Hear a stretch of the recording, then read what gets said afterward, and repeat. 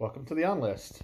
And once again, I am sitting in the corner and talking to my phone until I can get a better setup. This is what you're going to deal with, right? This could be a few videos. This could be just this video. Who knows what the future may hold. But at least for now, one more video of me holding my phone sitting in a chair like this. It's the best I can do. So, topic of this video is just going to be what I've been wearing the most of in 2024. So it's not a year in review so much as it is my purchases or my go-to things, what I've been reaching for the most.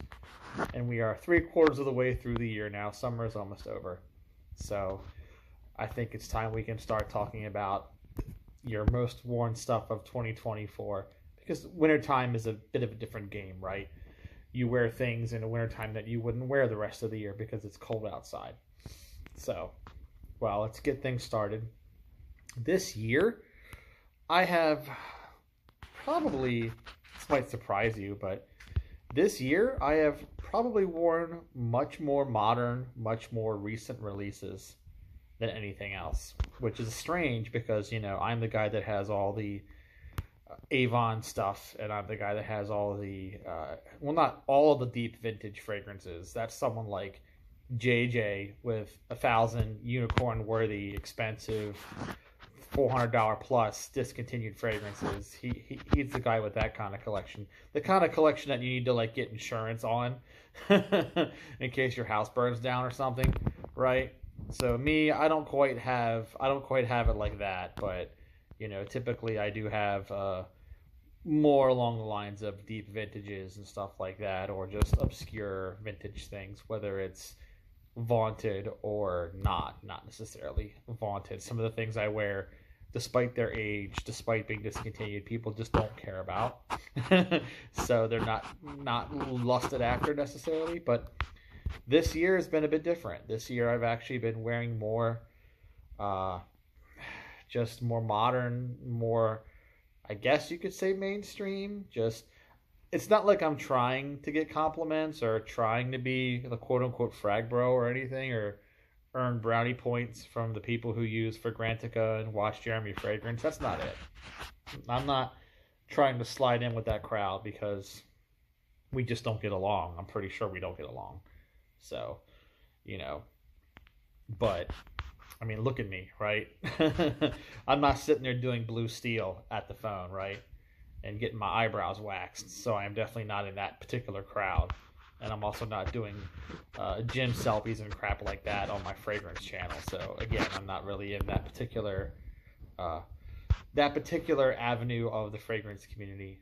But it just seems like lately I've been wearing a lot more of their fragrances, the kind of stuff that you would see, the all abs and no brain type of person would just be all about the kind of stuff that I've been reaching for.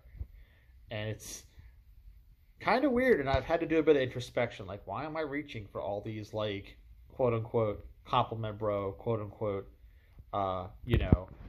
designer mass appeal popular fragrances? And honestly, it just boils down to fragrance, and the pursuit of fragrance, especially this year with my job change and everything, hasn't been my number one thing that I've put a lot of my attention into, a lot of my after work hobby interest. Yeah, I'm still clearly writing reviews, right? Yeah, I'm still putting up videos. Like I said, I did a whole run of videos in 1 month and burned myself out. So I'm not really slowing down in that regard. But just actively pursuing new smells and trying to find interesting things, no, I haven't really done that. I've kind of downshifted, I guess, from that mode into just, hey, I want to smell nice. I don't want to think about it. I'm at work. I have more important things to mind, right? My work is on my mind.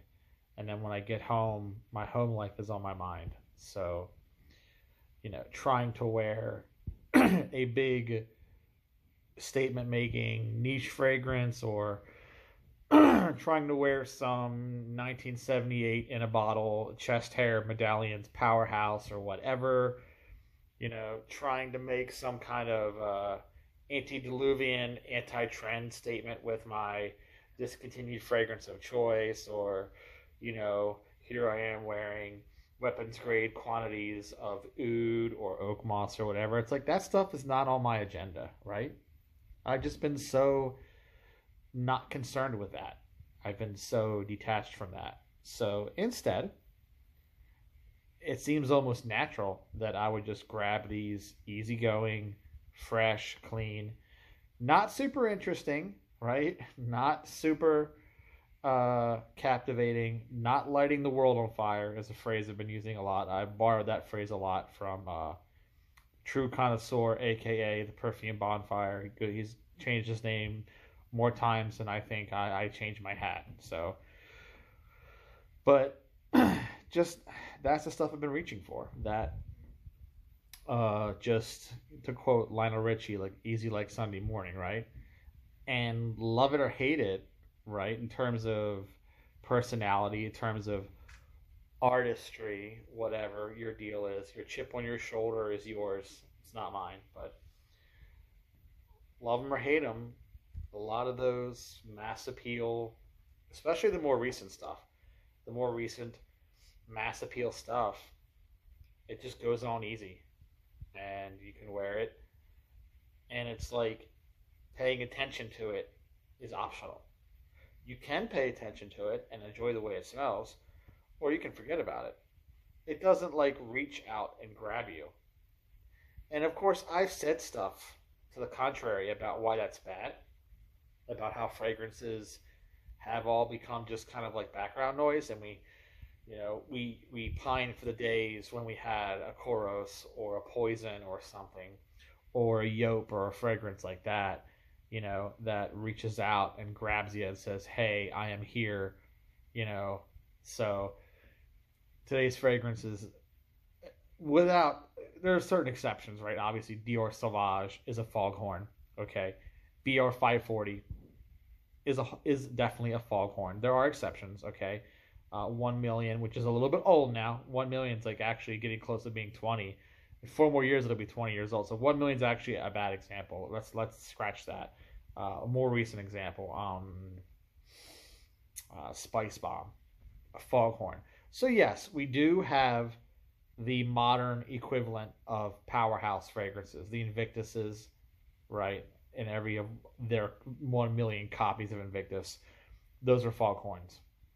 But you move beyond those and look at the rest of what's out there, right? The other mainstream popular things, the Bleu de Chanel and all of its proxies, Aventus and all of its proxies, all of the various Gucci Guilty style fragrances and all of its proxies, right? The different blue stuff, all of the different woody amber stuffs. Now, I'm not talking about the super huge weapons grade ones like the oud wood and all of its descendants. I don't mean stuff like that. I'm talking about just your more general citrus based woody amber stuff. A lot of your Dior Homme 2020 style fragrances like the Burberry Hero scent is a good example. All of those, they just don't get in the way. They're just there, right? And again, paying attention to them is optional. So, and there's been a couple of quirky things too in that particular field that I've also enjoyed. So, now that I've given you 9 minutes of preamble, let's start actually talking about what I've been wearing in 2024 so far, the most of. Well, obviously, the early part of the year, it was still cold. So I wore a lot of wintry stuff. I did wear a lot of a fragrance called Prix de Provence number 63. And that's not a mainstream fragrance necessarily because Prix de Provence is more known for their soaps and such. But they did come out with a proper fragrance line for men. And it has a bar soap on a rope. It has shaving soap. It has shower gel, lotion, beard oil / pre-shave, the whole 9 yards. So you can head to toe this stuff, and I've got it all. So I have done head to toe, and it's a good fragrance. I think I don't usually give shout outs to other channels because they don't give two shits about me, right? So I don't shout them out. But I have heard through the grapevine that Sebastian has made mention of this fragrance in the past. So I don't follow his channel. I don't think him and I are personality wise. I don't think we're compatible people. So I don't even I leave that sleeping dog lie as they speak. I don't mince words. I don't break bad. I don't break bad, but I also don't go near, right? I read the warning signs. This is not somebody I would get along with. So I don't go near their stuff. But I've heard that he likes this fragrance. So if that offers you additional confidence in seeking it out, then I would recommend seeking out number 63. I'm a much tinier channel, obviously, so my word doesn't go as far as someone with that kind of pull. But, I think it's nice. It kind of reminds me of like a modern reinvention of Michael for Men by Michael Kors, Harry Fremont composition that I love very much. But this one is less animalic than that. Doesn't have the sourness. Doesn't have quite that kind of leather note that Michael has. It does have plum, like Michael has. It has got the plum note, but it doesn't really have the sourness. And it does go more in a Tonka tobacco direction. So think like a Burberry London. So not a super new, super modern, but like somewhere in the Burberry London with the Spice Bomb type of leather, that dry Spice Bomb leather mixed with the Tonka style tobacco that Burberry London has. And it put the plum in there from Michael for Men, but make it a bit more spicy, a bit cleaner, right? A little more velvety sheen. I think there's cashmeran in the number 63, and the cashmeran is what smooths it over. Now, cashmeran is a note that a lot of people give flack to. They're like, it's like ambroxan, it's like the hydromercinol, it's like cologne. Cashmeran is a boogeyman note. I've done videos in the past about boogeyman notes, about how old men who yell at clouds and wish that time stood still after 1989, that time just didn't progress past the 80s. They shake their fist at the cloud and they name drop some chemical, whether it's norlimbanol or whatever it is, they name drop. And that's the bogeyman, and that's the reason why everything sucks, right? That not only is that incredibly myopic, but it's just flat wrong. It's empirically incorrect. So, but cashmeran can be used with positive effect, and I feel like it is used positively in this fragrance. Number 63 by Pré de Provence. P-R-E with a little hyphen over the de Provence, like the place in France, because that's where it's from. And again, I like it. It's kind of a compliment getter, I guess. I mean, it's not really in that sphere. Like I said, you're not going to see Max Forte videos on it. You're not going to see Fragmental videos on it. I'm surprised Sebastian even did a video on it, honestly, because typically it's not his thing to go after those kind of fragrances. Pré de Provence is just one step above Bath and Body Works. It is. It's one step above Bath and Body Works. And usually those kind of content creators avoid that stuff like the plague. Speaking of Bath and Body Works, another one of my favorite sort of not really compliment getters, but also in that price point, is Mahogany Woods. No, Mahogany Teakwood. I'm sorry. Mahogany Woods is different. That's one I don't like. That one's too sweet, too gourmand. But actually, a year before Mahogany Woods came out, or maybe it was a year after, I don't know, because Bath and Body Works is like Zara. They've got tons and tons and tons and tons. They release new stuff like every 6 months, and it confuses me. But 2000 and I believe 16, could be 15. Don't quote me on that. Go look it up. 2016, I'm going to stick with. That's my final answer. Lock it in. Do I win the money or do I go home? Tell me. But 2016, Mahogany Teakwood by Bath and Body Works. I'm going to say it once more for the people in the back. Mahogany Teakwood. Mahogany, third time. Mahogany Teakwood. Bath and Body Works. I've actually really been wearing the shit out of that. because again, like the Prada Province, right, number 63, it has the soap, it has the shampoo, body wash, the lotion, which you put in the basket, or you put it on your skin, or else you get the hose again, right? And then it's got it's got deodorant too. The Prada Province doesn't have deodorant, so it's a trade-off. Bath and Body Works doesn't do shaving stuff in their individual smells.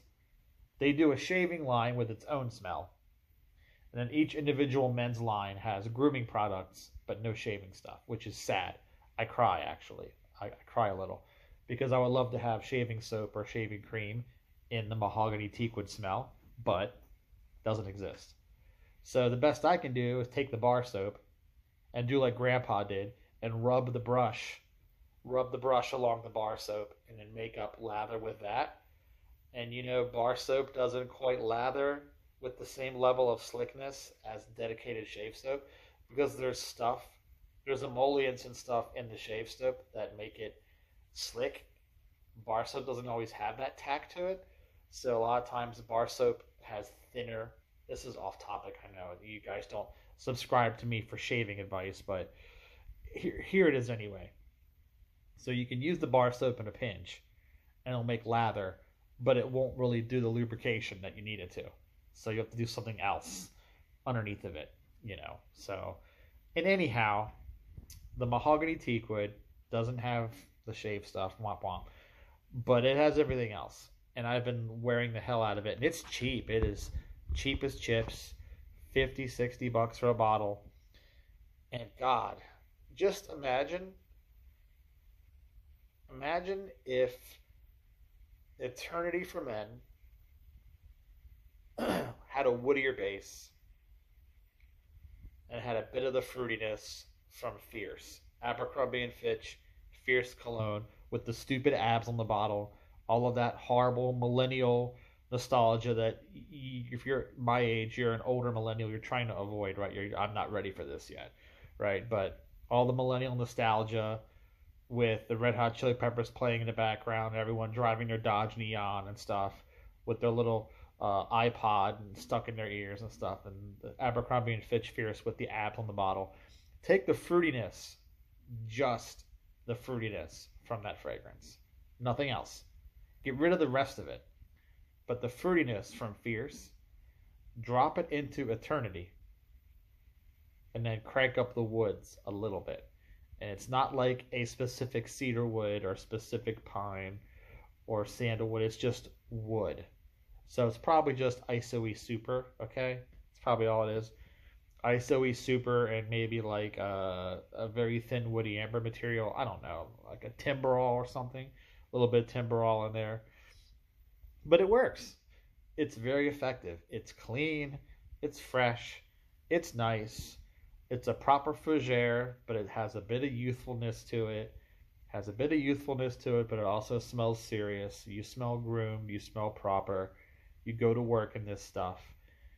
And even though the actual fragrance itself, the mahogany teakwood cologne, is very light, so you gotta put a bunch of it on, right? And you need to refresh it after 6 hours. I don't care. People who complain about performance, when your bottle is like 50 bucks, okay? Okay, guys, listen, hear me out. When your bottle is like 50 bucks and you get 100 mil for 50 bucks and, you can spray as much of it on as you want, it doesn't matter. Especially if you've got 100 other fragrances, okay? If you're not some guy with just one fragrance, you've got 100 other fragrances, right? You buy this for 50 bucks and you spray it on. So what? If you need 6 sprays and then you got to spray it on again in 6 hours, 1 spray per hour if you do the breakdown, whatever. It's 50 bucks. When you use the fragrance up, if you wear it every day, you use it up in like 6 months, spend 50 more bucks and get another one. It's Bath and Body Works, guys. It's not Amouage, okay? It's not Raja Dove. It's not Nishane. You're not putting a second mortgage on your home to buy it, okay? It's not coming in a coffret set wrapped in silk, which your baby mama's ass wiped you with, okay? It's not that. So come off it. The performance doesn't matter when it's that cheap. I mean, 47.11 comes in literal buckets. You can buy literal buckets, so who cares, right? It's a cologne. Bath and Body Works, mahogany teakwood, spray cologne. It's every bit of a spray cologne. Like I said, you spray it on, 5, 6 sprays. You get 6 hours out of it. Then you pull it out of your bag if you're working, spray on another 3 or 4, and just be happy that you smell good. Okay, leave it alone. And then beyond that, I've been doing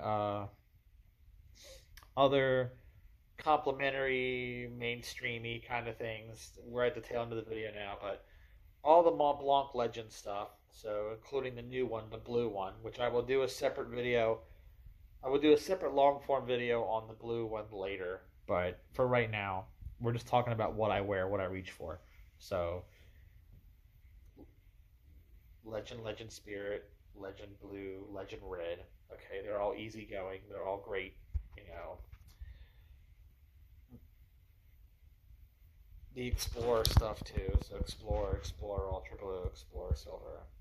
And then, of course, my normal go-tos, Terre de Hermes, all of those. All the Terre de Hermes fragrances all the way down. Do all of those. And, that's it. Dior Homme, speak of the devil, Dior Homme, the 2020 version. I've been reaching for that a bit more lately, a lot more than normal. And again, just I want to wear stuff that I don't have to think about it. It's not deep and engaging. It's not a statement making fragrance. I'm not going to get anyone, asking me if I need a health or wellness check if my sanity is still there. I just put it on. I smell good. Gucci Guilty, all of those all the way down from the first one all the way to the current one. Just all the Gucci Guilty. Same thing, guys. It's just, autopilot. Fragrance on autopilot until my head is back in the game and I'm ready to start digging into some more interesting and confrontational. I want to snort lines of oak moss or chew on some sandalwood or roll around in oud chips or whatever and act like an absolute mad lad. I'll do that later. Not trying to do that right now. So, all right. There you guys have it. That's what I've been wearing in 2024 thus far. And I hope you enjoyed watching us. I'll catch you next time.